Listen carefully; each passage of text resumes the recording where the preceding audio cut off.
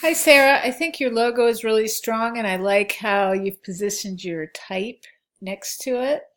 I like everything that you did. It looks really good. All right, I have just a few suggestions. So, designs here kind of matches the hue of this purplish overlap. Consider putting your contact info there in white. Maybe it would pop out more. Also, you want to align right here so the comms and the number line up nice and tight. But your logo looks really nice. It's a strong color palette. I like how you ended it with the almost black, if that's black. I'm wondering if this font is Tecton. Doesn't quite look the same. Let me look at the R's here.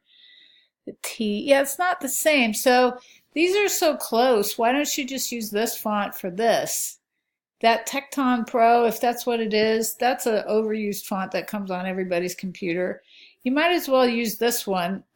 It's legible as a sentence case font, and we'll just make it all look cohesive. Otherwise, I would use a super simple sans serif.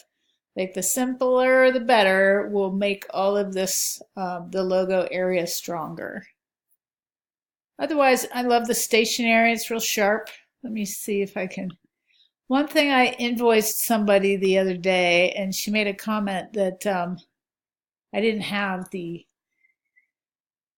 didn't have my street address on there, and that irritated me. But she did make a good point. So you may want to just really small, maybe a light gray all across the bottom.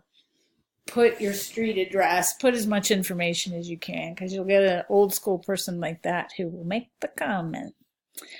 Anyhow, I think you've done a terrific job. Just continue to experiment with the supporting fonts. Let me know if you have any questions.